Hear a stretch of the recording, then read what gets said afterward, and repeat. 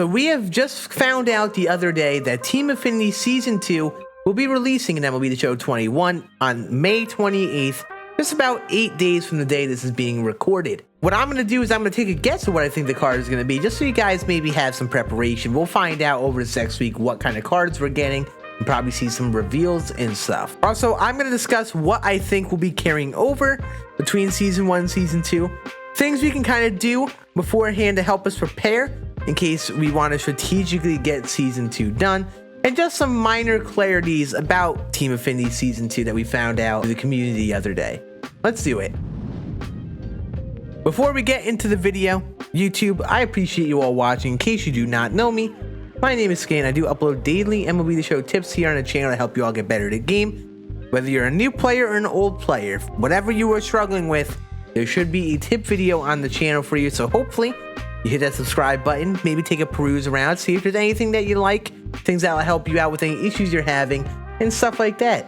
Also, in case you guys are brand new, I do not know, I do stream on Twitch every day. I've been alternating between 11 a.m. Eastern and 1 p.m. Eastern, so if you want to come hang out with us in the middle of the afternoon, morning for you, wherever you live, watch me around these Team Affinities when they come out, make sure you go to the channel down below, give it a follow, come hang out with us on Twitch, and watch me just play the game more so than I do on the channel. So now, let's talk about Team Affinity Season 1 and the things that we learned the other day. We saw from people who ask SCS directly, who have contact with them, a couple notes about Team Affinity Season 1 and Season 2 that you may want to know in case you did not know already before the season comes out. So first of all, we found out that Season 1 is going to be separate from Season 2. So if you guys remember, if you happen to play MLB 20, you know that we got stages of Team Affinity. And each stage, instead of season that we got, they kind of compounded in the same program. So it was separated by team,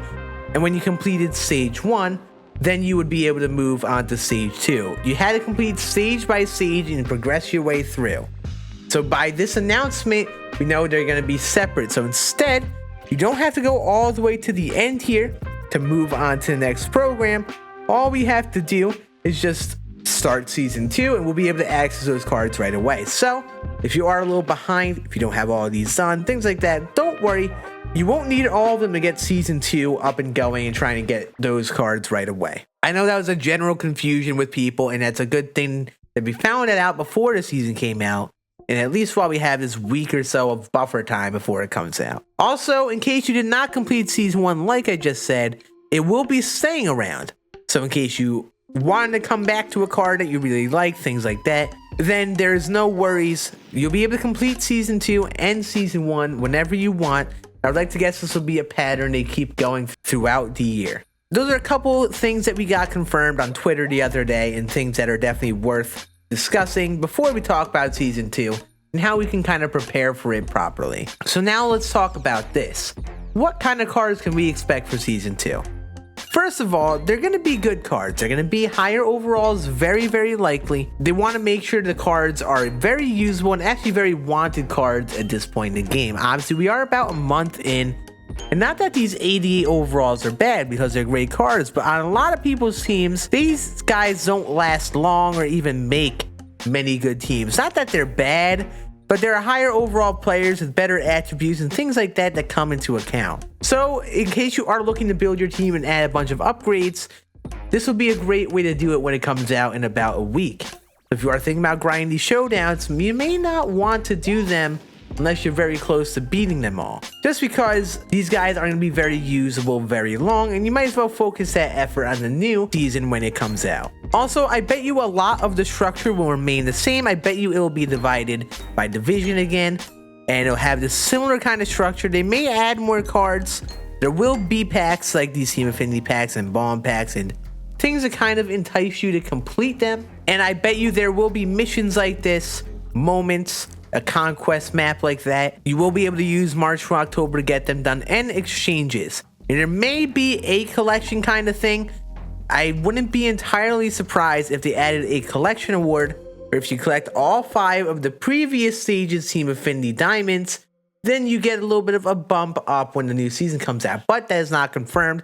That is me just prospecting and just thinking about it. It makes sense since a lot of people grinded stage 1, not knowing if it was really worth it or not. And now that we know they're separate, I bet you there is some sort of benefit to completing all of those Team Affinities other than, getting the packs and all of those players. And finally, there will be another showdown. I mean, just like this one that we got with the Team Affinity Season 1, they're gonna have another one. So keep in mind, if you want to grind these, you probably want to make sure you are solid at Showdown, just because Showdown will probably be the fastest way to get these done.